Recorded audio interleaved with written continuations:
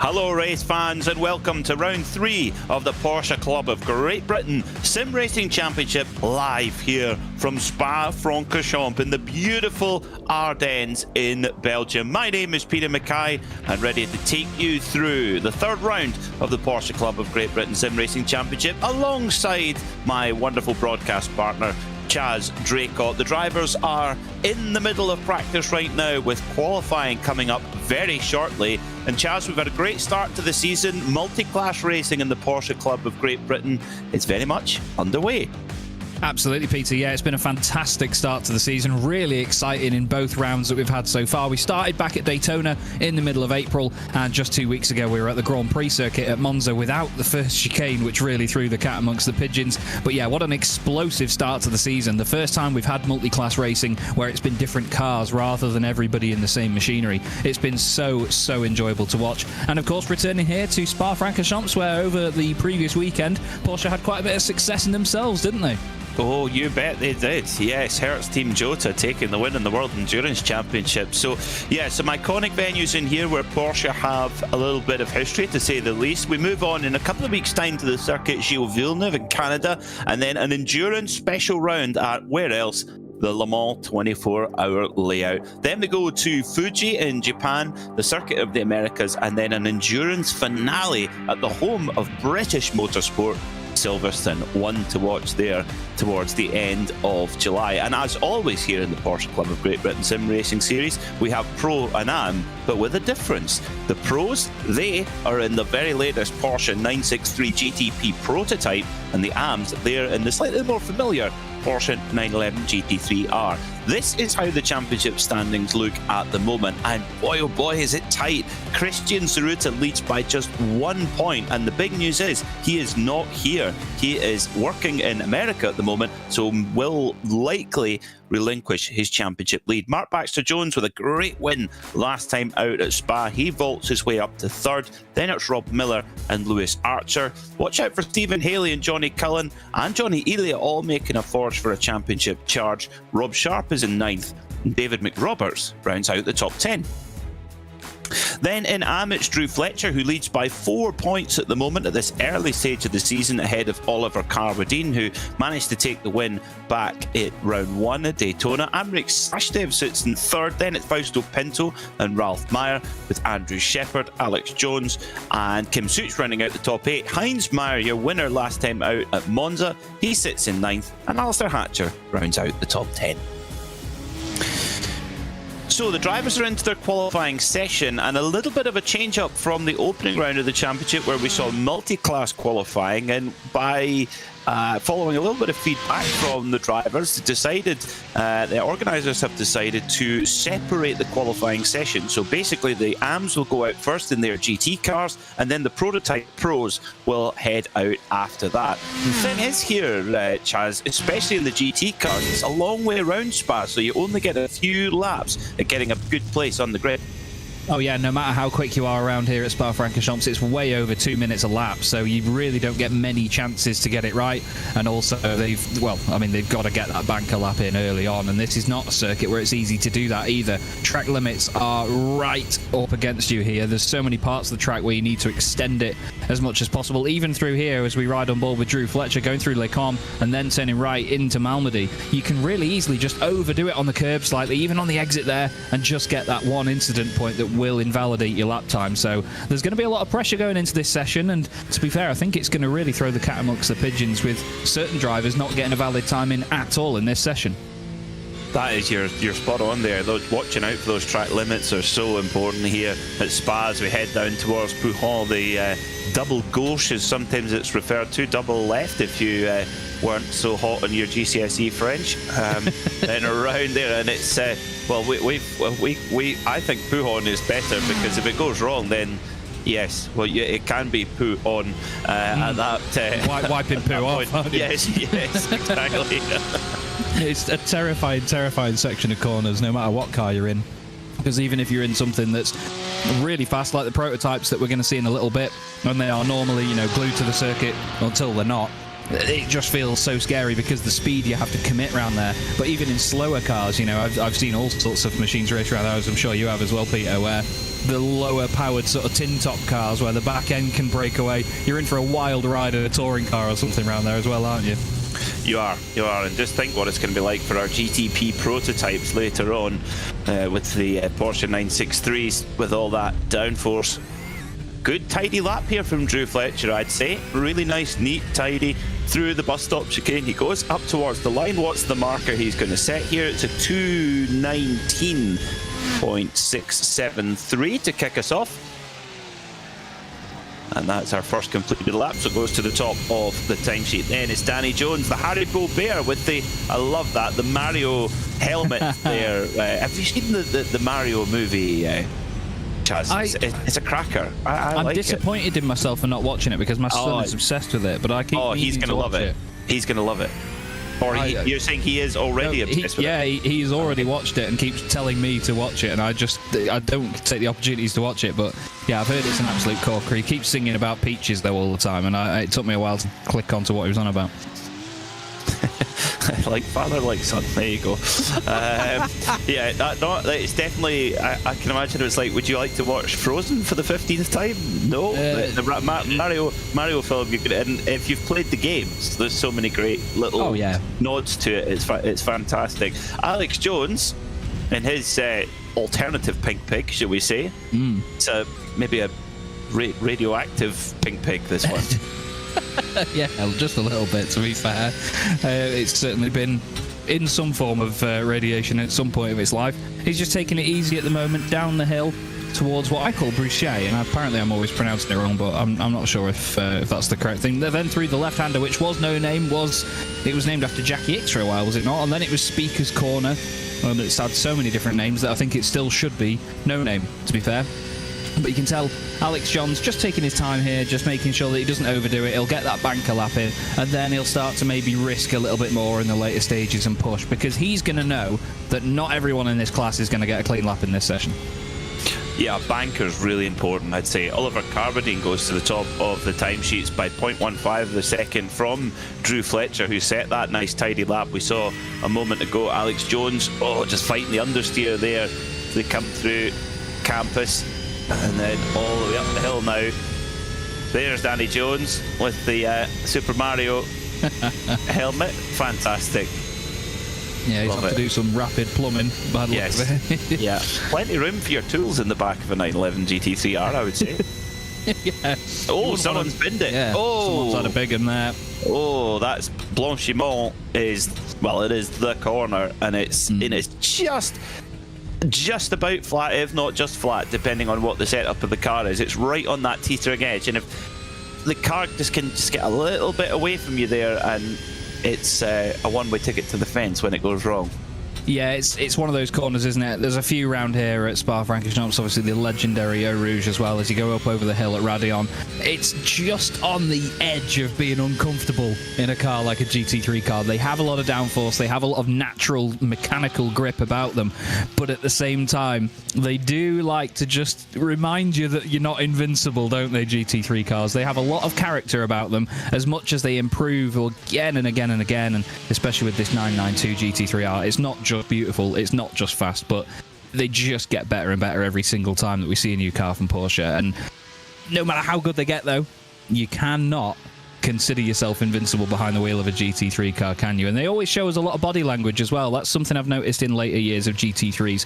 For a while, GT3 cars was there. It is actually Mark Elvin. He was offline actually down the inside of somebody there, maybe just trying to tighten it up on the compromised line, just lost the back end. But what I was going to say is that for a while, GT3 cars, they went a little bit stale, didn't they, for a while, in terms of the category. It was a little bit all over the place, and now it's at such a high technological level.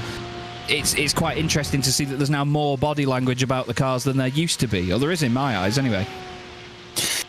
I think so, yeah, and that's good, because the aerodynamics of them are getting more and more advanced, which would often take that away. So yes, you're right. It's that's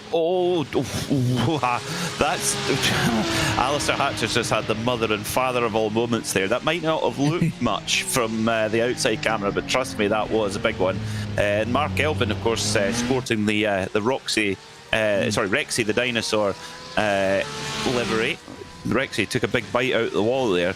And Rexy had a win at Laguna Seca last weekend. Yes, indeed. Rexy going very, very well indeed over in the world of IMSA. Interesting to have both races on the same weekend, actually. I kept forgetting which circuit they were at, to be fair, and I just, every time I check my social media, I forgot which series was which. And as I'm sure you have as well, Peter, we've got a few sort of photographer and organiser friends from the world of motorsport on social media as well, so you get updates from all corners of the globe. And when both races are on at the same time, it made for a very busy weekend of constant car posts, which I was very grateful for. And there was Alex Johns across the line. Carwadine second by 5 thousandths of a second. Oh, well, he was. That's a time. Wow. Wow, yeah, 2:19.146 then for Carwadine, takes pole. Fantastic. And the thing is, I mean, yeah, 5 thousandths of a second around Spa. That gap was tight, but let's see what Drew Fletcher can do, because if Carwadine can find 0.3 of a second, why not Fletcher? Here's the rear's coming around. They start to throw a lock at it, and it's just going to pivot back again. Oh, no, other way. Wide the lock back off. And Alistair Hatcher did that. If that doesn't look impressive, trust me, it is. That was nearly an aeroplane crash. Alistair Hatcher managed to just calm it back down. Watch the wheel movement here as he comes through Blanchimont. Absolutely to the boards in 6th. And then, oh, that's calm as you like. Yeah. The thing is, though, if he's got his sim racing rig upstairs, anybody downstairs would have thought that an entire bureau or a dressing table or something would have fallen over. The noise from that would have been colossal. Rattling away. Yeah. So Alistair Hatcher now the smooth operator of the Porsche Club of Great Britain. There. F1 has Carlos Sainz. We have Alistair Hatcher. I was going to say probably hatching something, flipping. That was terrifying. Oh, that's a cracking joke there, Chaz. Very good. Excellent. Stop it.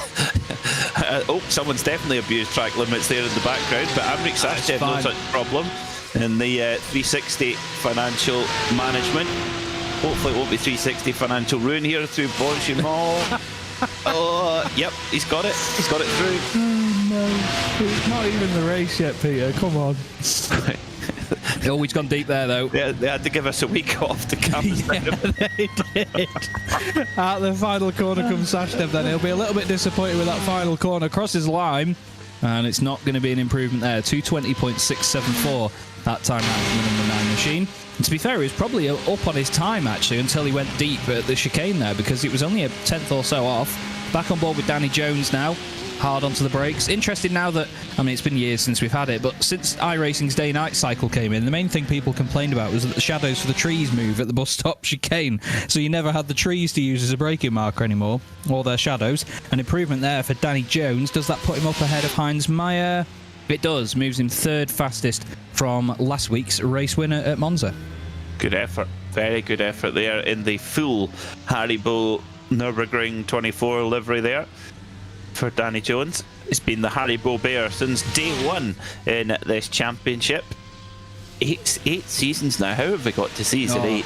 Incredible. Absolutely. It's terrifying. I mean, at the same time, you know, I look back on it with fantastic passion and adoration of season 1, but we'll never forget that first broadcast at Donington Park when we had the scenes down the Craner Curves, I think is the best way to put it, with our friend Jack Werrell. And oh goodness me, there was, how many cars did we have? Some 30 cars, and I think 24 of them or something ended up off the circuit down the hill. It was colossal. The only way I could describe it is if the entirety of Craner Curves and the grass completely froze over. Oh yeah, it was. Yeah, that would be it. It was just arms and elbows everywhere. And look where we are now. Oh, it was just... But like you say, though, look where we are now. You know, the way that the series has come on and how professional all of it is. It's just so awesome. And the thing is, 99% of the community has stayed the same as well. Everybody still gets on. Everybody has a good time. And you know, there's always new blood coming in as well and showing the drivers just how quick they sort of sometimes need to up their game a little bit here and there. And people take it as such healthy competition.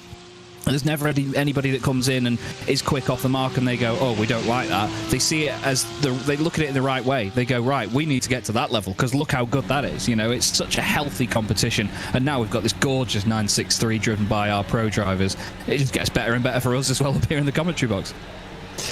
Yeah, it looks so cool, doesn't it? And it's got I don't know if this is by design or what have you, but it's got a bit of 906 Carrera about it. It's the old Carrera 6 from the mid-1960s. It's got a bit of that to it. Of course, those GTP cars, they are, you know, they're meant to have little design cues to the car company's road products, and at the back, the rear light bar is definitely very Porsche. It's actually, but you know, in a way, it's very 911 GT1 as well. There's lots of little tiny hints on the car that hint back to Porsche, to Porsche heritage. Now, here we go. Game on. A whole phalanx of Porsche prototypes. Interesting you mentioned that, actually, the GT1, because I'm not sure if I'm disappointed or proud of myself, but the fact that wasn't the first thing I thought. I just thought Porsche 959. Oh, it's like, that too. Long strip all the way around. That's all it reminded me of straight away. But you're absolutely right there. The GT1 definitely carries that same, especially because of how low slung the rear end is as well. I mean, that's a sexy car, the 911 GT1. Goodness me. Oh, yeah. My favourite was actually the 993 version of it. Okay. With the when they did the circular lights. I mean, it was by far the slowest and least competitive, but it was that with the Vorsteiner livery on it. I had a Scalextrics of that. Yeah. That's probably where it all came from. It was a bit chunkier, wasn't it? It was a bit more convincing in how it looked. It didn't look like it was vacuum formed to the floor. It actually looked like a car, but I wasn't ever sure on the rear end. In comparison, still, I mean, although the 98 the GT1 98 was quite cool too. I know that Alan McNish's first win, so it's clearly the greatest car in motor racing history. So. Obviously, of course. So Johnny Elia, he's been a busy boy in the sim rig this year. In the last 12 months, he really raised his game up, and he won the AM class in the Acitec Sim Sports GT Challenge. So he's got some silverware on the mantelpiece, and I mean, if he could add a Porsche Club GB title, I'm sure that would mean a huge amount. Let's start this qualifying lap then down the gearbox, down to first gear, and then opening up that twin turbocharged 4.6 litre V8 and hybrid system, coming up to a combined power output of nearly 700 horsepower, and then heading towards Eau Rouge. Absolutely flat to the wall here. Flat, still flat, and on to the Kemmel Straight. Up the Kemmel Straight again, 7th gear, carrying huge speed up towards Les Combes for this right left, braking so late there. Brake by wire technology in these new LMDH hybrids, and then through down towards Bruxelles, clicking 5th gear briefly. That shows you how much speed they're carrying down there. You don't think it's that fast, but 5th gear in the prototype, Chaz. Yeah, that's top end stuff. And the thing is, it's downhill as well, so the car accelerates a lot quicker than as a driver you're used to having through the rest of the lap. Let's not forget, you've just come up the Kemmel Straight, which is uphill, so you've got the complete opposite effect going downhill. Now down towards Pouham, really committed through there, trying to hug the car to the inside. Don't risk taking all of the road straight away. The curbs are a little bit lumpy around there, a little bit slippery, and then into Piff Paff chicane. Love this part of the circuit. It's one corner on the track where the car always feels like it understeers through the right. Suddenly you get a bucket load of grip on the left, clip the curb on the right hand side, and again set yourself up very nicely for the double apex right-hander here effectively. And then careful again of the curb on the left hand side as you come out of Stavelot up towards the legendary Blanchimont. Flat for so long here. This would be flat in these things as well, won't it, Peter? Yeah, total easy flat. Yeah, just 7th gear, bang. And then now it's just picking this braking point now all the way down. 6 gears. Imagine that. 7th down first. You're just pulling your You really, you really make that no. So then coming over the line here, that's a bad choice of word at that moment. Under 6 minutes to go in this qualifying session, Johnny Elia then 0.3 of a second off, and he's pulled out of it. He's going to have another go at it. Good. Are you broken? I can't do this anymore. Rob Miller onto the brakes. I was going to say, funnily enough, I've got a valid points, mate. Christ. Into the bus stop chicane, they're going to feel really clumsy compared to everywhere else on the lap because it's such an undulating, slow set of corners. You know, all it's going to take is for it to cock a wheel up off the ground, and suddenly it'll really want to over-rotate. And some drivers will maybe preempt it doing that and, you know, put an extra bit of lock in this way or that way to try and be one step ahead of the car. And we are going to see people spin these things through there tonight, I reckon, because that's the one bit of the track where they just really won't suit it, will they? No, definitely not. These are tricky machines, and it wasn't interesting, Chaz, though, how some drivers were pretty level on what cars we used, but Chris Byram, who funnily enough happens to be 1 point off the championship lead and couldn't leave this round as championship leader, he was so keen. He was lobbying like there was no tomorrow for this car. He did get his way, and it's worked quite well. Who said there's no politics in motorsport? Absolutely is, let's face it. Yeah. We ride on board with Johnny here using all of the circuit. Curbs this way and that way around Spa. Like I say, they can really quickly upset the rhythm of the car as well and just kick you that slight bit wider around the corner and just put you over the white line. Says, oh, Johnny coloured. Oh, that's not the ideal line. No. Oh, so he's going to go for another. Go again, yeah. Okay. Wow. So James Cummings in the new flying Calippo. We had the slightly... Well, I think the previous one, the 992 GT3R, Chaz, was more of like a Solero. You know how they're slightly dumpier in shape than the Calippo. This is definitely more of a Calippo. It's longer, it looks narrower. This is more Calippo shaped. Yes, it is. It's more Calippo coloured as well. I think the previous one was a little bit more of a faded orange. This is a bit more vivid. This looks a bit more appetising, to be fair.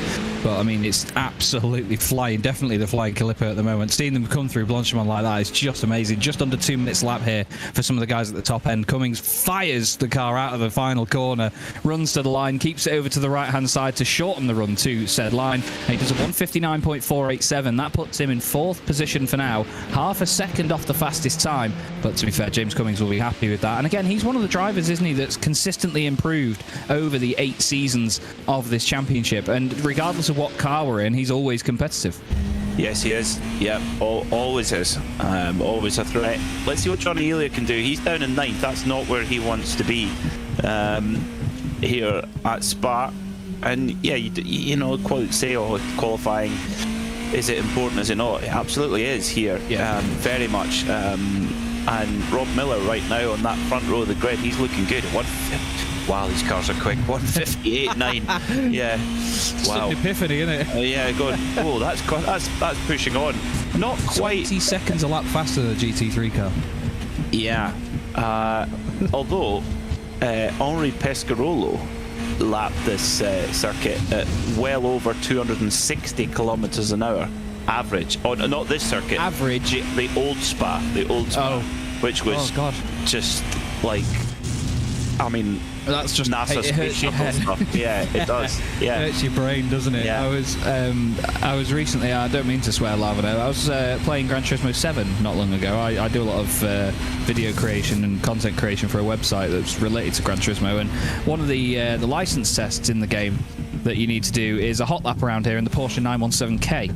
And there's a very, very marginal dry line forming and a lot of water around you, and it's one of the most terrifying experiences I've ever had. But when you realise how quick those things were in a straight line, I mean, you're doing nearly 190 down the Kemmel Straight before they come, and then you realise there's loads of standing water. It's just terrifying. But to think about the old Spa circuit as well and just how vast it was compared to what we have these days. I mean, it's by no means a short lap, is it? Flipping heck. But the old circuit was just a monster. It rivaled the Nürburgring, didn't it? It did, and it was a lot of guys said it was scarier because it was you could just carry so much speed, and it was really it was way too much. But this one's the thing is when you see a new circuit. Well, you look at the alternative. It's still one of the very best. Lewis Archer over the line, then currently sitting in 7th. Does he improve? No, unfortunately not. Now, Mark Baxter Jones, fresh off a win at Monza. Can he improve? No, he cannot either. So Mark Baxter Jones will start now. Will he get one more lap? Yeah, yes, he will. I think he will. Yeah, he's going for that. Unless actually, because we're doing the features this week. No, we might have. No, the session will end at 0, won't it? so Because that's it then. they will be using iRacing's heat system. I think Mark's forgotten that because he slowed down there to line himself up for another go. And I think once that clock hits 0, all these cars are going to disappear mighty sharpish. So you're not going to see Johnny Cullen complete this lap even, I don't think. Well, we've only got one race, so I'm not sure. Do, don't we? Yeah. Yes, Sorry. yes. Yeah. So I think you can. So Johnny Cullen he's pushing on. We're going to find out in 3, 2, 1. Chaz was wrong. There we go. Yeah. Checkered flag is out. Let's get Johnny Cullen over the line then, because this could be a pole lap.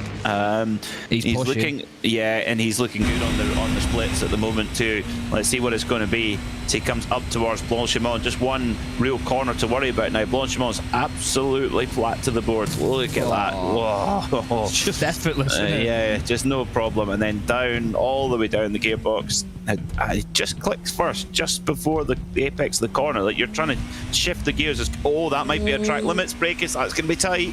Did that lap count?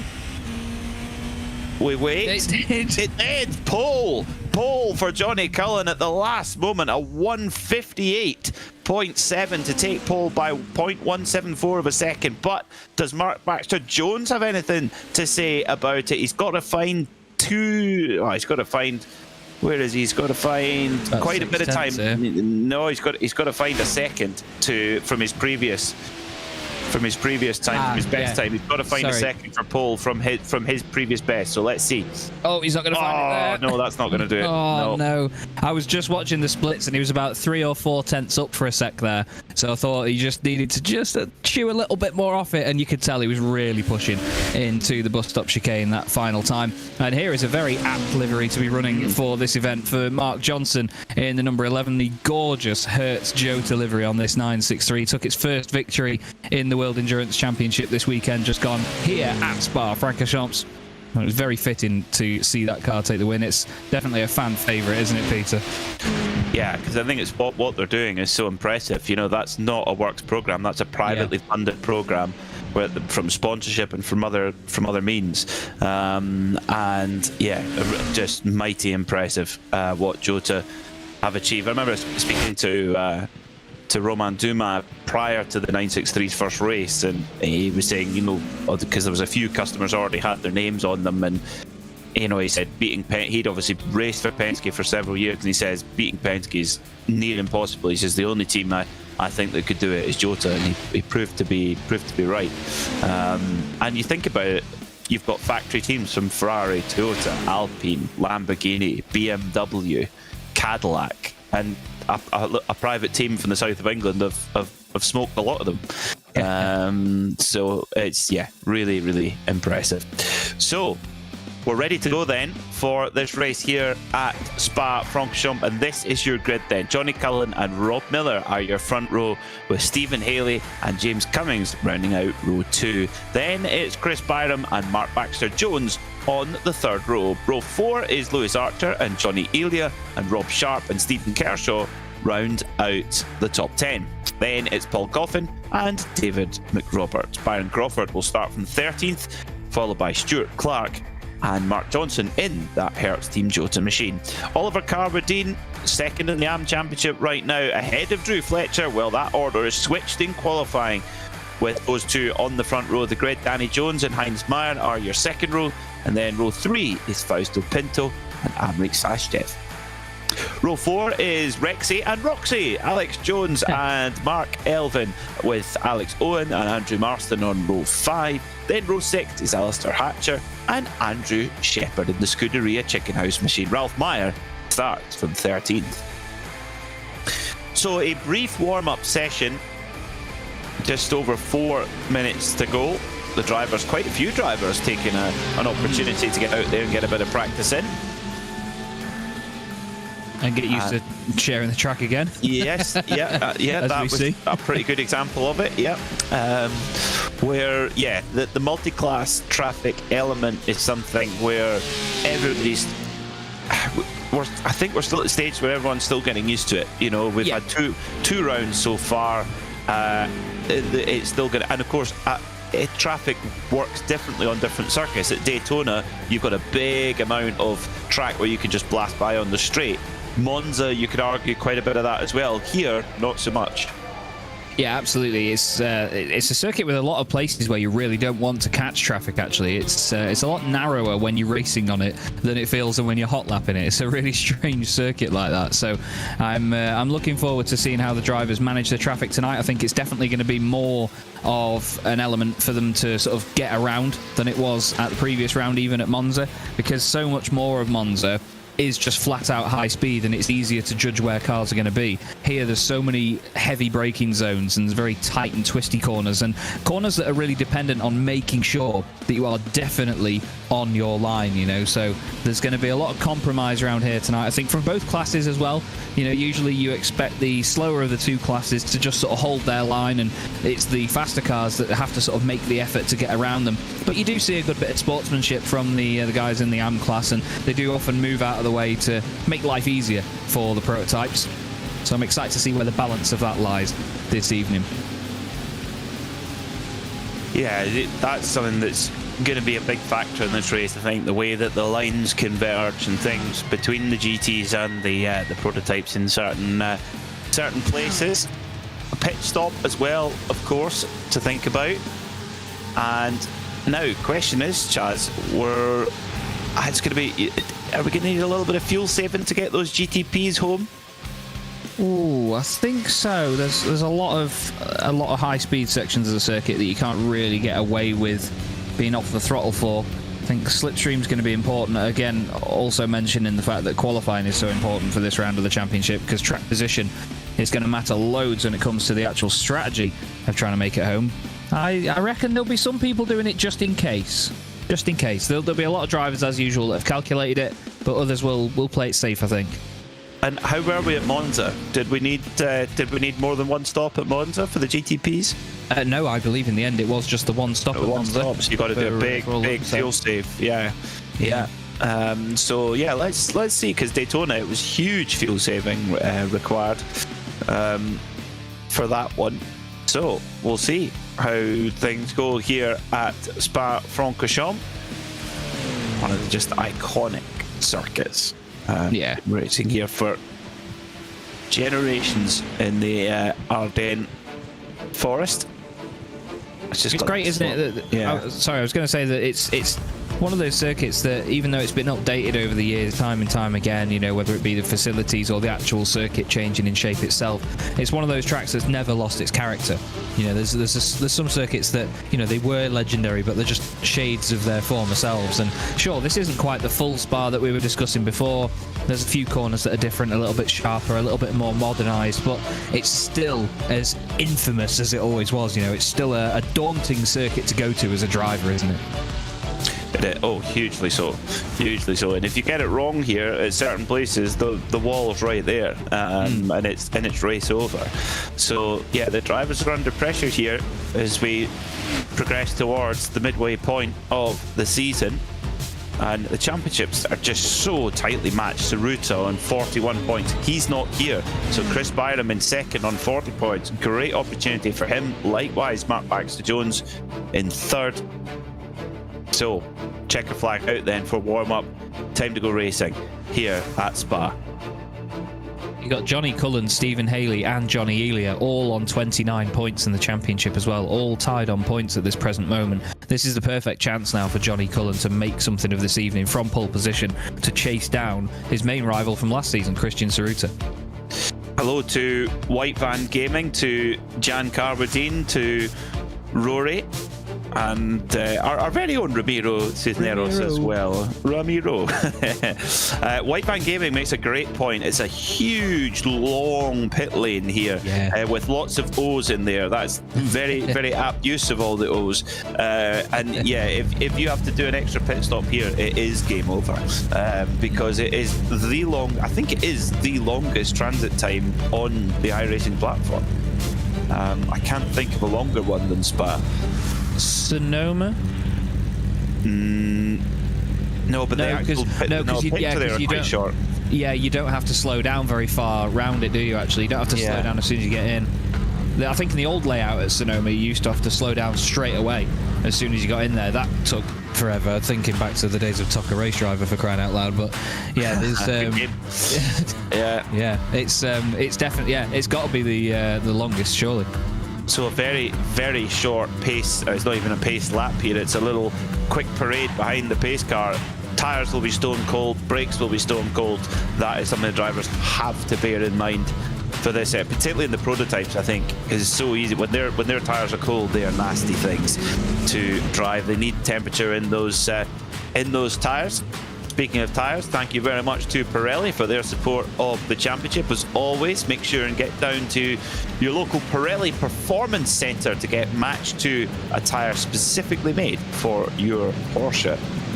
And I believe if you're a Porsche Club Great Britain member, you get a wee discount as well. And that's my favourite word in the English language. So Johnny Cullen on pole position then in the bright green machine, the Mead machine, alongside the alternative Salzburg livery there of Rob Miller, ready, waiting for that green flag. There it is, green flag in the air at Spa-Francorchamps as they rush down towards the iconic Eau Rouge and up towards Radion for the first time. Side by side, careful guys, long race to go as the GTs and the AMs, they're already making their way up through Eau Rouge and Radion for the first time. But the prototypes, they're nearly up the hill at Lake Com, using up that nearly 700 horsepower, and James Cummings has got a slowdown penalty. Yeah, I think there was a bit of contact with Chris Byram actually with James Cummings, and that's what put him into slow-down territory. He's now cleared it and got back up to speed again. He's side by side, I think, with Stephen Kershaw for a second there. But yeah, there was contact as they hit the apex, as they went up Eau Rouge, between Chris Byram and James Cummings. Terrifying stuff, but the cars remained stable. They remained glued to the road. They'll be thankful for that downforce there. And the battles are well and truly underway now in the AM class as well. Bit of contact there between Sashdev and was that Heinz Meyer? It was. And through goes Alex Johns, and into the wall goes Alex Johns big time. Roxy's had a facelift. Oh, Roxy's knocked her teeth out. No. That's going to be an expensive dentist bill. They'll have very angry little arms waving around there after that one. Not Alex's. No. No, unfortunately not. That's a shame. Well, Chris Byram... I think Miller's just made a mistake there, actually, Peter. Yep. I think he's just dropped behind Stephen Haley after getting it wrong, and now Byram's got the run. He has. Well, Chris Byram, the fresh prince of the Porsche Club of Great Britain, he's already got in one little fight. He might get in another one here. His mum's going to be scared. Oh, his mum's going to be very scared. No, you're moving with your uncle and auntie to Bel Air for that. Smell you later, he says. I'll see you in a bit. Chris Byram rejoins the circuit with 3 wide going on there, actually. Mark Johnson involved in that one. Oh, Christ. Oliver Carwadine leading the way in the AM class still from Drew Fletcher, Danny Jones, Fausto Pinto and Amrik Sashdev. There is the gorgeous Hertz Jota livery. This is a look back at what happened, and to be fair to Alex, he just thought that the overlap was going to be gone by the time he got out of Bruxelles. And, well, I think that we're lucky both of those 963s didn't go spinning around there, actually, at the bus stop. And good stuff by Byram to get the car out of the way. And fantastic stuff from the drivers coming onto the scene who were aware of it and made their way around too, and not rather than just blindly following it. So, because like we said, there's a lot to do there. You're braking and you're going from 7th to 1st gear, so there's a huge amount going on. And these cars don't have ABS, and they've got brake-by-wire systems, so they can be a little bit tricky to get slowed down sometimes. So, yeah, very good stuff from those coming on the scenes. But we've got a real battle on at the front between Johnny Cullen and Stephen Haley in that gorgeous Brabham Esports colour scheme, the green and gold there, and I think even a Nissan Duke would look good in those colours. Almost. Oh yeah, well, It'd look acceptable in those colours. Yeah, maybe. Maybe. We'd have to try it and then make our mind up. Yeah. But I don't want to try it. Danny Jones, I think, has had a slowdown penalty there and dropped a position or two. Heinz Meyer now in front of him. Amrik Sashdev also in front. Fausto Pinto up into third position. Those guys are actually a couple of seconds behind our lead duo, who are definitely making it a two-horse race at the start of the season here in the Porsche Club of Great Britain Sim Racing Championship. Fantastic battles, though, throughout the entire season so far. I say that like we've had 40-odd rounds. There's only been 2. But these guys have been great in these 911 GT3Rs. And Danny Jones will be back up with this trio in no time to make it a quartet again. We had Ammo actually in for an interview last week, Peter, and as you can imagine, he was as entertaining as ever. He gives a fantastic interview, and he's given a fantastic race at the moment in 4th position. Still need to challenge him to a game of golf. Although he plays a lot, he sounds like he's pretty handy as Amrik. So, is that why he's in position 4? 4, yeah. Hopefully it's not going to be 4 left or 4 right here when he goes through Blanchimont. Hopefully it's one straight down the middle, the fairway. Yes, there we go. He's holding off the determined Heinz Meyer. Of course, Heinz Meyer will be. Oh, he'll have just swaggered into the paddock here at Spa after a win in Monza. Just proper arms back, chin up, just swaggered away, going, "All right, guys, how you doing? Oh, this trophy. Oh yeah, I won at Monza. No big deal." Yeah. He was so happy, and it was such a popular victory as well. So many people in the community really loved it. You know, it was such a wholesome and heartwarming moment. It was just excellent to call it as well.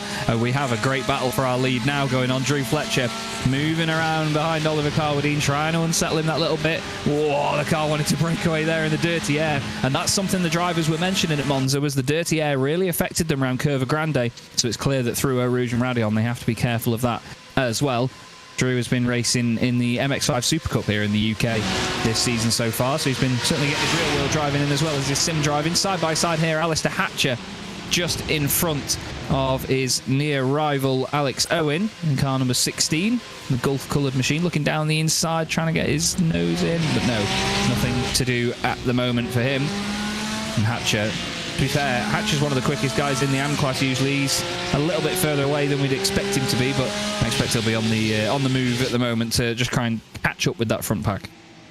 Well, he's already got the award for save of the day after that one at Blanchimont. Yeah. a little bit earlier on. He can be pleased with that at the very least. As oh, come on, Barbie, through, nearly, no, not quite. Stephen Kershaw in behind James Cummings. Don't laugh. Don't do it. He's going to try and go back past James Cummings. We shouldn't be trusting in this. No. This is not good. I need this battle to stop now, please. Kershaw backs out of that one. James Cummings goes flying through. And look at the run. Look at the run out of there. Fantastic stuff. Just from behind them, piling through goes David McRoberts. Brilliant opportunism. Yes, moving on. That was good. Moving swiftly on. We go back to the GTs. There we go. And Danny Jones, the Haribo Bear, back in 6th place there at the back of this train, but right on the tail of Heinz Meyer. And oh, that's Beck Mapalicious, that car. Yeah, absolutely. It looks wonderful. They've almost given it a bit of a pearlescent look about it. It's just so tasty. Fantastic shiny elements on it. As we have a change for the lead in the AM class now, as Drew Fletcher is in front of Oliver Carwadine. Car 26 ahead of car 14. The battle continues, and they've still got about 3.3 seconds on the guys behind, and they're not necessarily battling too hard behind them to really sort of drop themselves away. Here's the move. Drew sends it down the inside into La Source. Oliver says, okay then. And a bit of a precautionary move out of the way. He knows there's still half an hour left, doesn't he? Yeah, and he's. I think he might just take a few watching brief laps behind Drew here. Maybe just touch a fuel savings. Here goes Danny Jones then up at Le Combe. Does he get the move done? No, not quite. Right in behind, he's getting a look at each and every one of those 57 varieties of spec map on that car of Heinz Meyer. Just scooping their way down the hill. The car goes through so many different phases at this part of the circuit as well, because even around that long right-hander, the grip sort of gets away from you slightly with the fact that it's downhill. It compresses a little bit at the bottom, and then it goes away from you again when you go to the next left-hander. Then you've got to really sort of reconcile all that, put it together in your head and do the maths before you get to Pouhon. And even then, the car can still break away if you just touch the curb a little bit too much, just unsettle the rhythm. But this has become a quintet again now, with Danny Jones just behind these guys, and Powerdean suddenly amongst it all. Has he had a slowdown penalty? What have I missed here? Yeah, that's not good at all. He must have had a slowdown penalty. Yeah, because he looked like he was a little bit going into like Cobb. He was a little bit gingerly through there. So yeah, that's given. I mean, all of a sudden, Drew Fletcher's in a 4.3 second lead. So for Fletcher, championship leader, and don't forget, in a really good spot, David McRoberts making. Well, he had got past Kershaw in the Barbie car, but that's not the case now. They've swapped back again, so it's back forth all the time. Stuart Clark got past him just there as well on the exit of Bruxelles. And now he's eyeing up Stephen Kershaw for a move as well. As Danny Jones in the pits all of a sudden. No, that seems early to me. Yeah, and I wonder whether that was down to him jumping to the pits, because he wouldn't have made it to the box yet. Oh, this will be it. Yeah. Oh, it's a squished Harry Bobert. Oh, no. I mean, the car held up really well there, considering normally there'd be body parts flying and all sorts. There'd be eggs and love hearts and all sorts flying everywhere, but no such body parts flying off the car this time round. But yeah, still, that would have done a lot of internal damage to the car there, even though the engine is obviously further back. As no, Hatcher couldn't save it this time. He's actually gone off in sympathy of Danny Jones there, and he's hit the wall a lot more. And that rear wing, well, it's become a pair of coat hangers now, unfortunately. He has enhanced, actually, normally if you crash your car, it normally doesn't do the value any good, but if you crash it that way, he's turned it into touring specification, which, if it's a GT3, that's 50% on the value. There you go. Yeah, Carl will be on the phone any minute now. Yeah, I'll do you a good price. Do a good price. I actually saw just quickly, I saw a Carrera T while I was up in Scotland as well. They're nice. We were discussing my little trip up to Scotland. I went to a Porsche dealership and went weak at the knees when I saw a 996 GT3. But yeah, there was a Carrera T in there, and oh goodness, very, very tasty car. To be fair though, Fausto Pinto in what looks like quite a tasty car in itself, because it's a very multicoloured machine. Could also rival Haribo. Oliver Carwadine's trying to climb all over the back of it at the moment, and Pinto's just doing enough to hold on, isn't he? Well, on the Mario theme, that's like Rainbow Road. They've just draped Rainbow Road over the car. Yeah. If Rainbow Road was a set of curtains. Yeah. Austin Powers curtains. Yeah. It does look like the inside of Austin Powers' apartment there, that car. It looks fantastic. It looks great. So Carwadiene, this is not what he wanted. This was not in the plan at all, to see Drew Fletcher marching away at the front of the field, because the gap's now up to 5.3 seconds. So it's really climbing up. Now, get changed. This is for the lead overall. Is Stephen Haley. Is he going to get the job done then on Cullen as they come through side by side through Blanchimont and down the hill towards... It's like watching a Skeletrix track there. Oh, he's in the back of him. Stephen Haley straight into the back of Cullen. How did they both make the apex there? And all of a sudden, Rob Miller's thinking, ooh, yes. What on earth happened there? I don't know whether Cullen broke early or what, but Kershaw clearly... not Kershaw, sorry. Haley not happy, flashing the lights. No. Yeah, he's not exactly in a remorseful mood, is he? No. He's thinking... That was strange. There's not any... what's the word? There is not really any upside in trying to brake check somebody there, if that's what he's getting at. Oh, this would be a slowdown penalty. That's a slowdown penalty. It's got to be. Yeah, I was going to say they were catching the traffic at the very worst point then, just as the BMW M4 driver on the weekend. But there was a big moment where Haley had to get out of it. And to be fair, I mean, the GT3 cars, there was a mix of sticking on their line, but also trying to move out the way actively. And look at this, down the back straight now. You've got Cummings in there. Clark is also there, 3 wide with Kershaw. And Clark has gone past all of them down the inside and past Rob Sharp as well. Fantastic opportunity by Stuart Clark in the traffic to gain multiple positions. Rexy's in there too. Chris Byram's down the inside of James Cummings. I think Rob Sharp's been held up on the exit again as well. 2 by 2 they go down to Bruxelles, and it is somehow Stuart Clark that's benefited through all of this. Byram's still next to Cummings, who has to back out of that, then slot in behind him, and no contact between them. That was excellent driving by all of them, that. Really well done. That was borderline hallucinogenic with all those colours, just cars everywhere. Gee whiz. Well done to all concerned there to get through without it. There goes Haley. That sentence. That's your... Cullen, that was frustration from Cullen there. You could see that. He was not going to let Robin, he was not going to let him get away with that there. Right then left, I should say. Got on that disorientated by the colours. But flipping it. Oh, Miller's off. Oh, Miller's had contact with Pinto. Miller's off into Pinto, and that's Carwadine. Carwadine, championship protagonist in the AM class, is off and in the barrier. Oh, no. And Pinto, too. 4th in the AM championship. But, that's... Drew Fletcher's probably got someone on the radio now saying, you thought your night was going well. It's just going even better. Oh, my word. So let's get a look at this. I don't see where he thought he was going to go there.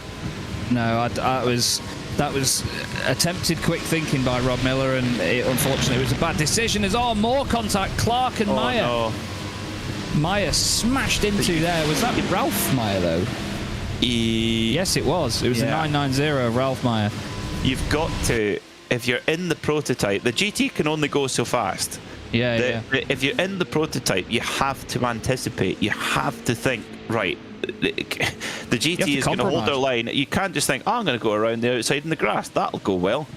No. If you're coming up to a corner like Blanchimont and there's a GT driver about to tip in, you're going to have to lift off. You're going to have to anticipate that. And it's not as if it's a blind corner. You've got plenty of sight line there. You have to. That's traffic. You cannot just run full pace through the traffic, because you are just going to cause an accident like so. Yeah, it was greedy traffic management, wasn't it, by some of them there? They just reckless, trying to take advantage of other drivers maybe losing out a little bit, and unfortunately it didn't end well at all there. And you can see actually Alistair Hatcher still carrying on in front of Andy Marston, who we look at here, currently in 7th place, just ahead of Mark Elvin in the SRM branded machine. But just in front of them, Alistair Hatcher is continuing in his touring spec 992. Clearly it can't be that badly damaged, actually. The cosmetics of it clearly looking worse than it actually feels for him to drive. So hats off to Alistair Hatcher, because he's pulling a blinder considering, isn't he? I bet that feels awful to drive. Lively, I would think. But what he's trying to do is he's trying to get to the... And thing is, pitting and then having to pit again is a huge punishment. So what he's trying to do is just trying to limp it to the pit stops, because you're giving away a huge amount of time in transit in the pit lane. Massive. So you've just got to put up with it until the point where you can think, right, I can get home from here. I can pit and not have to pit again and take an extra pit stop, because you're giving away near enough a minute. Yeah, definitely. Which is huge in a 40-minute race.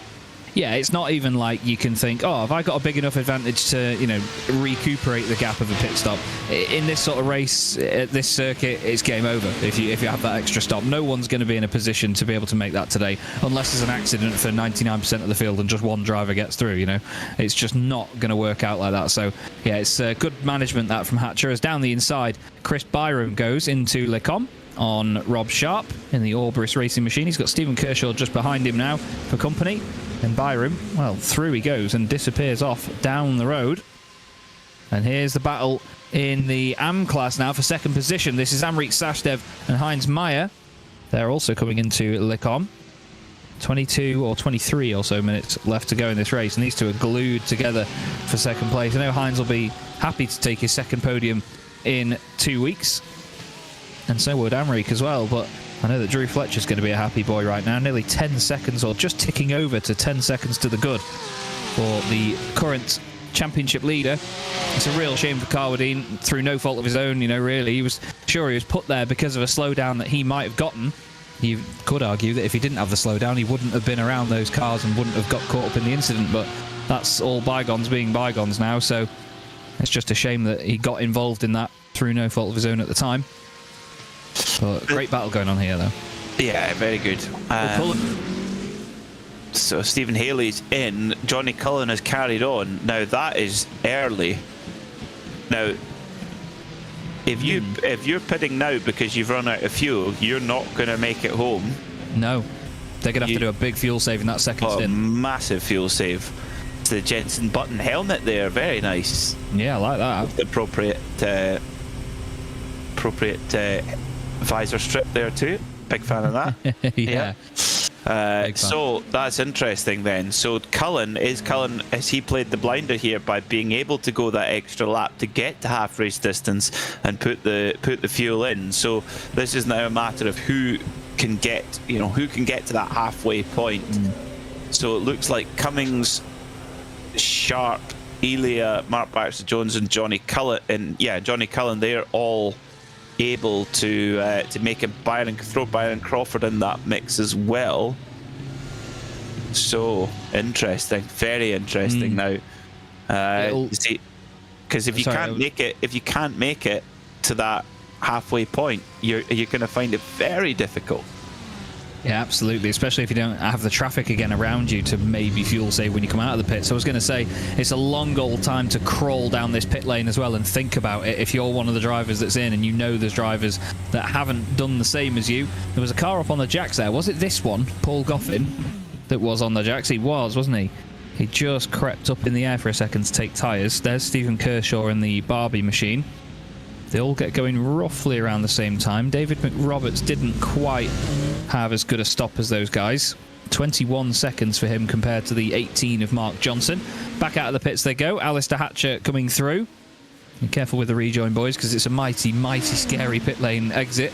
Hatcher does the right thing and moves over to the left. And all is good for now. It is, yeah. And so Johnny Cullen, Mark Baxter-Jones, Johnny Elia, Rob Sharp, James Cummings and Byron Crawford are the drivers who have made it to that critical halfway point. Really, really important in the outcome of this race, because if looking at the pit stop times, they're around 20 seconds in the box, 1 minute and 23 through the pit lane. So you're over a minute in just pure transit time. And so to be fair, without even stopping. Yeah, it's just... It's just race breaking if you have to do it again. You know, the guys don't even have to worry about them taking a quick splash and dash and it being a shorter pit stop. It's simply just the pit lane length that is going to completely decide the race, really, based on who's visiting it twice. But now, coming to the end of the lap is Stephen Haley. He's got Lewis Archer there behind him as well. Lewis has been a bit under the radar considering the livery on that car up to this point. He didn't quite qualify as well as we expected. I remember in the very first round of the championship, we were really thinking, you know, this boy's one to keep an eye on for this season. Didn't impress too much at Monza, but again, just under the radar scoring points. And now he's right with Stephen Haley as they make their way out the final corner past some of the GT3 cars. That's Amrik Sashdev and Heinz Meyer that they're just overtaking. Johnny Cullen still up on the jacks at the moment, taking fuel, taking tyres. Should pop down any second now. Does get rolling, mind the pace car Sunshine. And then he's already going to be up the hill. So not only has he done a great job at pitting at the right time, but I wouldn't say he's actually gained anything there, because look at the run that Haley's got. Haley's going to overtake him here for sure. But I don't think Johnny's got to worry about that too much. I mean, Haley's on the grass in a straight line. Bit tyre cooling, Stephen. But, yeah, I don't think Cullen's going to be worried now. He's just got to sit where he sits and just enjoy this second stint now, because Haley's going to have to back off at some point if he wants to make it to the end. Exactly, and Cullen has some fresh rubber there too. That's going to make a big difference. Lewis Archer, has he pitted? Yes, he has. So good stuff there from Lewis Archer. But remember, he's in the same field position that Haley is. He's not. I don't believe has enough fuel to make it to the end of the race. So only 6 drivers: Cullen, Mark Baxter-Jones, Johnny Elia, Rob Sharp, James Cummings and Byron Crawford. They're the only drivers, I believe, in prototype who have got the fuel to make it to the end. They may get those who pitted the lap earlier, they may get lucky with where the white flag drops. Yeah, they may do, but that will remain to be seen. But Haley, he's I mean, and like you say, Chaz, in 17 minutes it just does not matter how quick you go. When you're giving away a minute and more for a pit stop. In fact, by the time you come in and do a splash, a lap's worth of splash, it'll be you'll probably be about a total transit time of a minute and 6, minute and 10, something like that. So Yeah. you're nowhere near. Half a So lap, even if you're more having than half a to do, lap. which makes you think, prior to the race, you've got to think, if I don't fuel save, it doesn't really matter. Whatever I do, my race is done. Yeah. So you well, have to, that's got to happen. Yeah, you have to do it regardless. I mean, we often see that, in longer endurance races, you can never plan out exactly when every pit stop is going to be. You'll want to, but you never know what the first hour or even the 13th hour of a race is going to throw at you. What incidents, what sort of happenings, any safety cars or whatever else. Sure, we don't have to worry about the safety cars so much here as Rob Miller into the back of Mark Johnson, and I think Miller's, is he calling it a day? He's come to a stop as wow. Oh my word. What on earth was Mark doing there? I think he might have got a delayed meatball flag, but goodness me, Mark, that scared the life out of all of us. Yeah, that's a bit broken. Yeah, it's broken, but nor can you drive backwards up on the, let's see. Let's have a look. So he spins and then thinks, I'm going to drive backwards and then that's absolutely against the rules. Indeed. He's dragging the broken 963 in. There's the broken 992 of Fausto Pinto. Bit of a sorry sight down the pit lane, unfortunately, but I'm not quite sure what happened to Rob Miller. Has he actually disappeared back into the pits? No. He's still on the circuit lapping again. He's still. Oh, so he started going again. So do you think he waited, I'm waiting to let I don't know. Mark Johnson go and let it go, given that he was. Oh my word! It looked even worse from that angle, Hugo. You didn't need to show us that. 100 times worse. Yeah, especially considering there was another car coming. It wasn't even like he was completely off the circuit, on the runoff doing that. It was where the other car would be when it came out the final corner. So goodness me, but yeah, this is how it looked then. Another angle. Oh, I leant back. I leant back from my chair then. Yeah, that's terrifying. Sashdev is back ahead of Meyer, by the way, in the AM class. Sashdev moves back up to second place. Yep, ahead of Heinz Meyer. So hang on a sec. Look behind him. Oh, of course, because Carwadine would have done his pit stop earlier, wouldn't he? And had the damage repaired. Stop. Yeah, Carwadine knows us. Another one, sorry. Scared me then. Yeah. I wonder how he did that. Because that incident happened at Blanchimont, you could just about limp a car back to the pit lane there to get your service. But yeah, Carwadine will need an extra one. So yeah, it's so 14 minutes to go then. And interestingly there, Lewis Archer has gone past Johnny Cullen and Stephen Haley's dropped back to third. Yes, I think Cullen just got past Haley, and then with whatever check-up or whatever had gone on, Lewis Archer has said, thanks, boys. Yeah, Stephen Haley moves over to the left. Oh, is it a slowdown? I think it might have been. Look at Lewis, though, flying up. Oh, that's so reminiscent of the weekend. Lewis flies up behind him and takes both of them. He'll be laughing all the way to the bank, but to be fair, I don't think Cullen will mind that. Cullen will sit behind him the whole time now, and he'll just be thinking, yeah, go on then, I'll maybe even save a little bit of fuel there, I'll be happy. Here's on board with Lewis Archer then, Peter.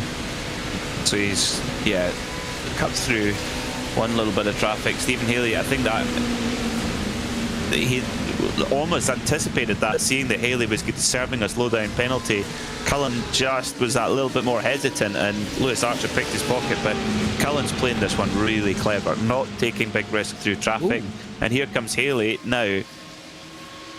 There's Cullen. Mind games going on here. Oh yeah, big style. There's a lot of mind games going on. Yeah, I think Cullen's he's just quite happy saying, on you go, guys. I know that you can't make it. I know that you can't make it, and I know that I can.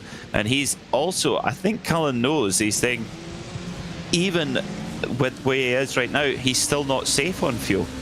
Yeah, it's not as if so you have to fuel save hard in both stints, not just one.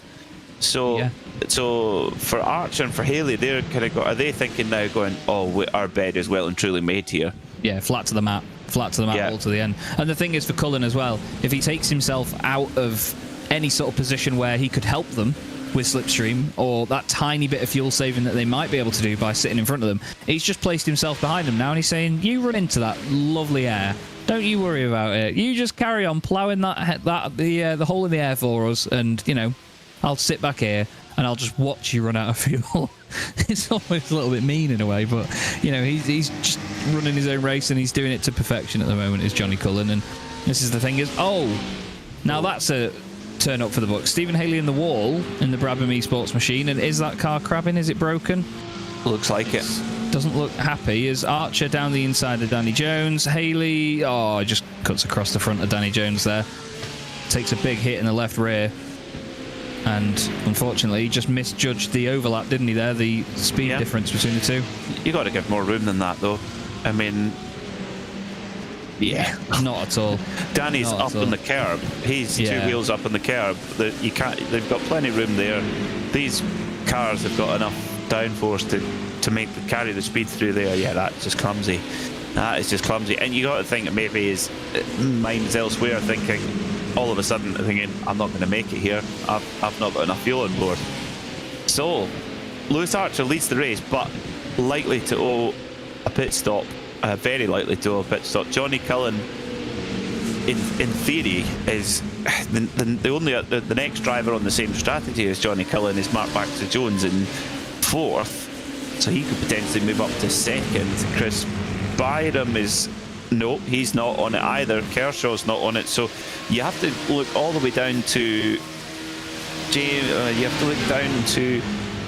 where would it be, to Johnny Elia in 7th is your next kind of optimum strategy driver, if you like. Yeah. So this could be a big shuffle as we come into the final laps. Absolutely. Only 10.5 minutes left to go here in the Porsche Club of Great Britain Sim Racing Championship at Spa-Francorchamps, and it is all still to play for, all going to be thrown up in the air in the latter moments. But that's why we love this format so much. This 40-minute feature race with the limited amount of fuel in the cars gives us a pit stop, gives the drivers something else to think about than just pure pace. They're going to be on it as much as they can while also doing the maths along the way, trying to throw some clever twist to how they approach the race. And of course, in these gorgeous 963 GTP cars, you don't really get to see them sort of running tiny stints like this in the real world, so it's great that they don't have the biggest fuel tanks, do they? So the drivers have to really be quick to react if they're not going to make it. So 9.5 minutes to go. Yeah, I'm a big fan of that livery on Paul Goffin's it's gorgeous. car. It's got a bit of the Newman 956 about it. The Ayrton Senna Porsche 956, of course. And actually, get this, Chaz. It was in Rally's Las Canarias a couple of weeks ago. There was an Alpine RGT car in that livery. Oh, really? Yes. I need to see this. It was. It was nice. It was very nice. I definitely need to see that. I think I've just found the one. Was it Javier Martinez and Jorge Cajiao? Similar. It would be it's Javier Pardo. Okay. I'll have a look after the broadcast. Otherwise, I'll be on Google all evening. But yeah, it's I mean, it's just colours that work. I always think 1991 Minardi, 92 Minardi when I see it. The yellow, white, and black. Maybe might have even been 93 actually. But yeah, it's oh dearie me, that is the number 16 machine around as taking an extra little spin there for just a moment was Alex Owen and nearly getting collected by a GTP car, but he did the right thing there, Peter. Sat still, made himself predictable at least. Yeah, that's the way to deal with it. So 8 minutes left on the clock, and Lewis Archer holding the lead for now, but we don't believe has the fuel on board to make it to the end. Johnny Cullen in 2nd, Mark Baxter-Jones in 3rd, Byram up in 4th, but only Cullen and Mark Baxter-Jones up there have the fuel. Johnny Elia does as well, so Johnny Elia could be on for a podium here, which would be really good for his championship aspirations in the Pro GTP class. And Drew Fletcher, well, now for him it's just about staying out of trouble, just try and survive these next 7.5 minutes, because he's got a big gap behind him, 12.6 seconds, but he'll have seen, or he'll know what happened with that big crash with all the prototypes coming through. He won't want the same thing to happen to him. He'll just be praying that everyone gets through clean and doesn't cause him any issue.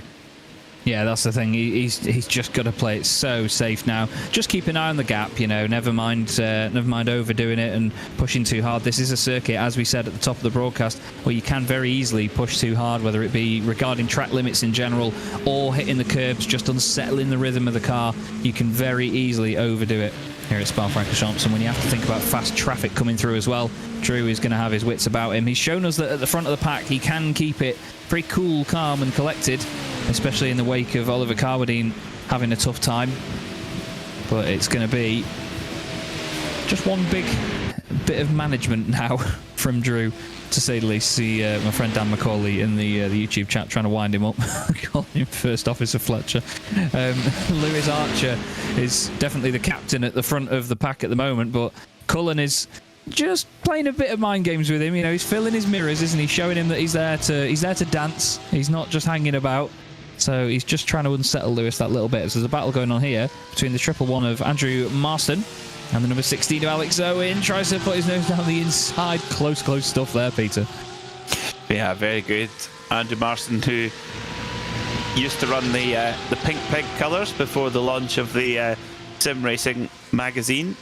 And Owen there in the wonderful 9083 Targa Florio colour. So in comes Danny Jones into the pits, and I think the pits could be getting very busy in the next sort of 5 minutes or so, as those who pitted earlier, that crucial lap earlier at the pit stop is Alex Owen's going to sit it on the door and then backs out of it. Close. Close on the exit as well, actually. Andrew Marston has a little bit of oversteer on the exit. The car sort of pivots left a tiny bit, and Alex now sits in the slipstream, tries to get a bit of a run down towards La Source, finds the gap down the inside. Andy wants to turn in. There's a little bit of contact, wheel arch to wheel arch. Alex gets a good run down the hill, though. Great close racing between these two. Is there still a tiny bit of an overlap? I think it's just gone. You can see a bit of a dent on the front right of Andy's car. He still wants to put his nose down the inside, doesn't make it work down towards Eau Rouge. Great close racing between these guys, though. Love that. So now the Fresh Prince and Barbie are going at it at the run through towards Blanchimont. I just actually replayed that to myself. Oh dear. Yeah. My teachers at school always used to say, engage brain before speaking, Peter. I still say it now. Yeah. So... Oh, no. I just can't. No. I can't. Oh, look at Ray. Bernie needs to come back and put the shape. Oh, got it. Bernie, where are you, son? Come on. Johnny Cullen moved for the lead then. Lewis Archer pulls that defensive line there into Lecombe. In car 46, good stuff there from Archer. So he's going down with a fight here, is Archer, unless he knows something we don't, which is quite possible. But we really don't believe that he's got enough fuel in that car. I think quite possible and very likely are two very similar things in this context. But yeah, I don't think they'll have enough. I think he's just trying to play with Cullen at the moment, maybe lead him into a false sense of security, or vice versa. Actually, he's trying to sort of scare him in thinking, oh heck, this guy's going fast, surely he can't have enough fuel. But I don't know. It'll be putting that little seed of doubt into Johnny's mind. It was clear that Johnny is sort of pulled up to the back of him to say, look, let's dance. Let's have a battle. I'll chase you. Lewis really on the edge there. Back end of the car wanting to break away. It's beautiful to watch. These things are so fast. But when you get that little indication there, like I said about the GT3s, that they are not invincible cars. They will break away. They will have moments. It's just awesome when you get that little inkling of it, of how close to the edge these drivers really are. Through Blanchimont they go. This is a sight to behold as they go flat through here. Just pulling your cheeks off your face there. Yeah, they do look like two Scalextrics cars side by side through there. Yeah, just ultimate grip. As Archer, is he going to have to come into the pits? Yeah, there it is. Yeah, so he didn't know something we don't know. Yay! And we've got something to tell you. Yeah. I'm going to increase my invoice now. I think Sashdev is right behind Drew Fletcher. He is. What on earth is going on there? So Drew Fletcher had a colossal lead, and it's gone. So is it and there's a little... It's damaged. It's damaged, the front of that car. Yeah, the front left has had a knock somewhere. And suddenly, Sashdev and somehow Carwadine right there as well. But we believe Carwadine's still got a pit again, though, don't we? Yes, but unless the fuel isn't quite as critical on the GTs. But 26, Drew Fletcher, something has gone wrong because he had an enormous lead. And that's just, it's totally just... Oh, my God. Yeah, last lap by was 12. He lost 12 seconds on the last lap, so it happened on the last lap. Is up the up. He caught that one. He caught that one. Byram. Yeah, Byram goes through. Oh, no, Oh, Kershaw says, "Have it, sunshine," round the outside. Akabusi and Barbie going at it side by side now through Bruxelles. Something I never thought would fall out of my mouth. As Kershaw somehow makes contact, they still both survive. Through the left-hander they go. Now he's going to have the run down towards Pouon. And this whole time as well, Johnny Elia just, no, he's just got a front row seat, let's say, to all of this. I'm so sorry, everyone. I can't. Oh, it's been a great 8 seasons. We've really enjoyed it. Thanks for having us. Thank you. Right, Drew Fletcher replay that. Oh, he gets... Now, what did I say about getting clipped by a GTP car? Oh, that's a big hit as well. Yeah, it's amazing, the car. So, his internet blips. Oh, he's going to hate having he'll blame Starlink for that one, Will Drew. Oh, it's all Elon's fault. Yeah. That is... With silly fridge-powered cars. I don't think the car behind could really be told off for that one. No, of course not. No, that's another worry altogether. Oh. Carwadine in the pits, by the way. Carwadine in the pits. So he has come in to complete a second stop. Kershaw is in. Is that Byram in as well? I believe it is. It is. Yep. There was another car off at the side of the road a moment ago as well, by the way, on the exit of Blanchimont, and I didn't quite catch who that was. Oh, so now on to the final lap, and that's so frustrating. You're on the last lap, and you've got to pit. It's going to take an entire lap to pit. Oh, Kershaw's Barbie's running out of juice. She's had a busy night, to be fair. It's not good, but luckily it's downhill from here. Oh. No. This is like watching this plastic melting. Oh, no. Oh, no. I can't. Oh, come on, Barbie. Let's go party. Let's go pit lane. You can do a practice start if you want, Stephen. There you go. There you go, clutch in. Put it in neutral, that might... Yeah. We've all done it, just pop it in neutral going downhill. Then lift the clutch up, just not with the diesel. To be fair, you've got to be careful if you put the clutch in, actually, because of the pit lane speed limit. You actually exceed it down here. Yeah. Oh, no, this is painful. Painful stuff for Stephen Kershaw. But you know what? He's going to get it to the line. Fair play to him. I mean, you could say he's absolutely nailed it in a weird way. Well, but here you go. Your life's fantastic when you're made of plastic. Clearly not when you're made of carbon fibre. No.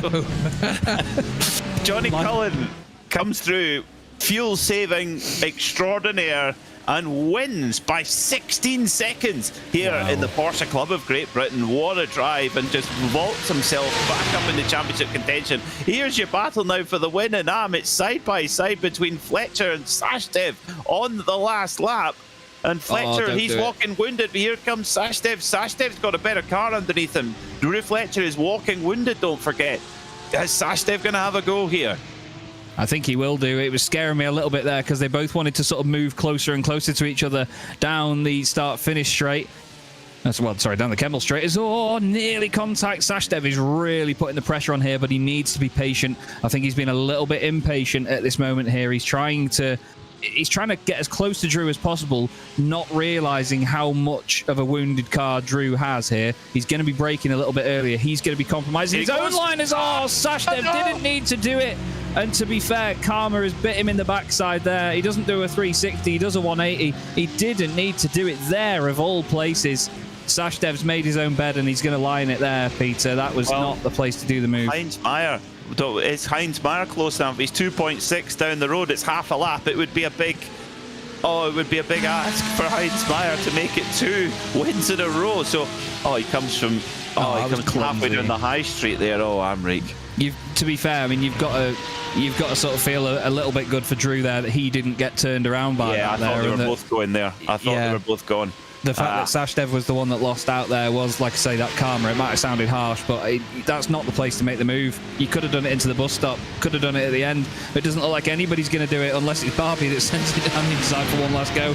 But no, Drew Fletcher is going to get the job done here at Spa, Peter, on a night where he really needed to do it as well.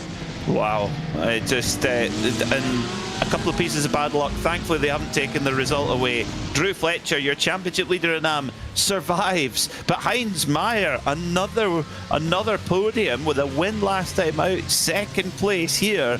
And I think Sashdev's going to come home in third because everybody else is down a lap. So Sashdev will still get a podium with the touring spec on there.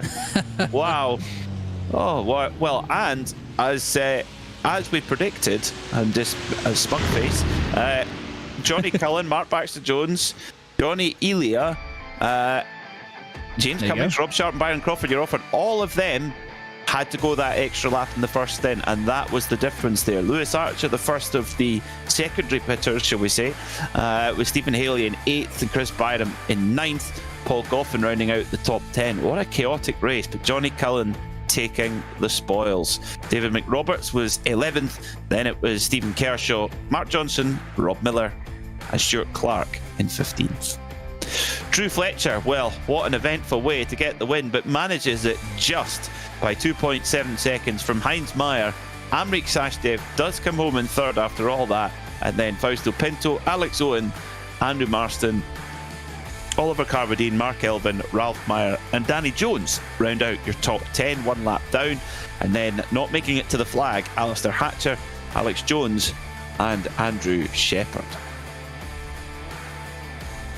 Well, that is it's certainly an eventful race, that's for sure. Our race winner joins us now, and he is down with Charles Draycott.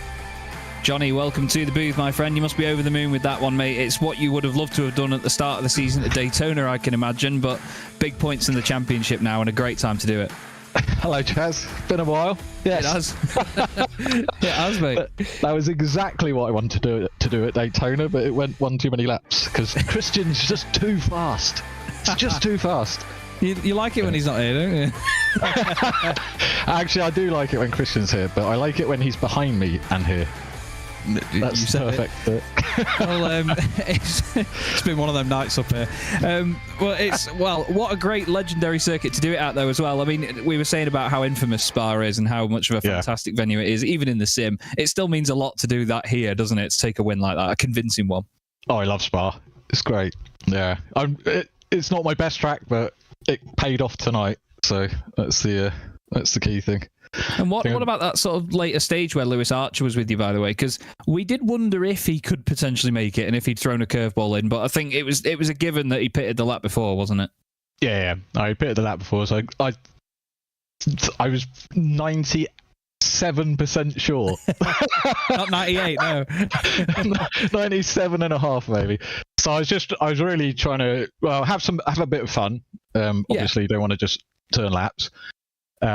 See if I could get a safe pass, but not risk it too much because you don't want to risk it if he does have to pit, which I thought he probably did. But just in case he didn't, I wanted to knacker his tyres because I took a tyre change. Right. And he looked like he was on a bit of a raggedy edge. So if I needed to do something drastic in the last lap, I wanted his tyres to be on the threads. So anyway. it's all strategic then. All very strategic. Oh yeah. It's good fun though. Good fun. Well, that's what it's all about, mate. All about. Absolutely. We go to Gilles Villeneuve next time out. It's going to be lively in these cars, isn't it? Oh, yes. Yes, that's going to be fun. Well, it absolutely will be, Johnny. Well, thank you very much for joining us, mate. It's been a pleasure and great result on the win. And we'll look forward to seeing you in 2 weeks, mate. Will do. Cheers. See you then. Bye-bye. There we go, Peter. Johnny Cullen. What a convincing win that was. Epic stuff. Yeah, fantastic, and did it the right way. Did the preparation beforehand, knowing that he had to go that extra lap. and hugely important. Well, our AM winner in the GTs, Drew Fletcher, is waiting patiently. Chaz, I can't wait to hear about these last few laps. Over to you. Yeah, I was going to say, I imagine Starlink are going to be getting a phone call after that one, Drew. There was something went on towards Blanchard. Was it connection-based? Was it hardware-based? What on earth was that about? No, it was... you mean when I was out? Yeah, you blinked for a minute or something. Oh, I didn't see it my side. I just felt the GTP in the back of me, and oh, yeah, you disappeared for a good 5 seconds, wasn't it, Peter? At this end, and then thereabouts. Yeah. And then all of a sudden, but no, I didn't feel anything my side. Oh, fair play. Well, still, it must have scared the life out of you in the end there. A great battle with Amrik, and a shame about how it ended, but still, that I imagine had goosebumps going up your arms all towards the end. Yeah, I mean, I was quite comfortable for most of the race, quite a way out, and then obviously the blinking then caused me quite a bit of damage, and I was struggling with the performance, and then it was a bit of a battle with ammo, but so I had to put the car where I needed to put the car, but then I saw in the mirror it didn't end well for him, so hopefully he finished okay. Yeah, he still got third place, I think, in the end. He still managed to secure a podium based on the fact that everyone else was a lap down. But it's obviously good for your championship. You must be feeling confident now after 3 rounds to be constantly up there with these guys. Yeah, it's nice. It seems to be kind of coming together. Although the next track I don't know at all. I don't even own it. So let's see what happens. I thought we were friends, Drew. Wow. Gilles Villeneuve circuit's amazing. It's a wonderful place. It's going to be tough though. It's very narrow. It's something that people often underestimate. In these cars, especially with the traffic, you guys have got to be very careful in these GT3s, haven't you? Yeah, it's really difficult. I mean, this one a bit more space here than last time out, but still, yeah, they do approach quick, and obviously everybody else in the category is really quick as well. So, yeah, lots of practice needed. Well, we certainly look forward to it, mate. And, of course, well done again on the victory tonight. We'll hopefully speak to you in 2 weeks' time. Thank you very much. Yep, that would be good. Cheers. See ya. So, he didn't even realise it his end. But to be fair, Peter, I mean, we've both had it before where we've had a blink in and out here and there connection-wise. You don't always realise that you're doing it, do you, to be fair to him? It's often when there's a major connection issue, then it properly goes, that all the other cars disappear, don't they?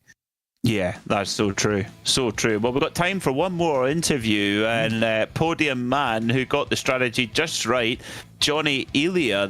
Now, we have to give him full introduction here, Chaz. The Acetic SimSports GT Challenge AM champion, Johnny Elia. Oh, thank you. He's going to love that. Johnny, welcome to the booth, mate. You must have been very happy crossing the line there and knowing that the fuel strategy worked. That was a fantastic race for you, wasn't it? Yeah, big shout out to Mark for working that out in the week because I didn't have enough time to practice, but he did all the work and made sure we were saving that fuel towards the end. So we knew it was going to work. It was just trying to keep that pace at a level and play it out, no mistakes. It's the application of the theory, isn't it, over the course of these races? Because you never know what you're going to get thrown at you in the first minute, do you? Because it's so frantic in these cars at the front, isn't it?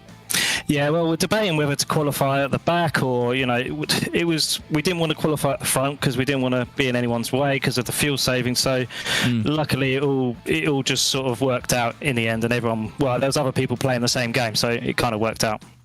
Absolutely. And next time we go to a very different circuit from Spa-Francorchamps, going to Circuit Gilles Villeneuve in Canada. Is that a circuit that you enjoy? Yeah, done a few laps there, but it's a risky circuit, isn't it? And it's going to be challenging for everyone, I think. Yeah, I think a lot of compromise with the traffic for you guys in the 963s next week. Yeah, for sure. Certainly something to practice. But yeah, it's been a good start to the campaign, I'd say, Johnny, and you must be feeling pretty confident going there. Yeah, and enjoying the racing as always with these guys. Yeah, been doing every season, and it's always a good laugh. That's what it's all about. Well, words, Chaz. Very well done on the result, Johnny. Well done on the podium, mate, and we'll hopefully speak to you in a few weeks' time. Thanks, guys. Cheers. And there we go, Peter. Johnny Elia, like I say, fantastic job from him to make that strategy work. But it's always good to be in a team, isn't it, when Mark figured it out by the look of it. So, yeah, it pays to work in numbers. It does, yeah. That's where the top sim racing teams really make the difference. Well, you can join us in 2 weeks' time for the next round of the Porsche Club of Great Britain Sim Racing Championship, 29th of May, 8 o'clock UK time, where we go to the streets of Montreal. A street circuit always throws up drama, and I'm sure there'll be plenty here in the Porsche Club of Great Britain. But from us all here at RaceSpotTV, thanks so much for watching, and good night.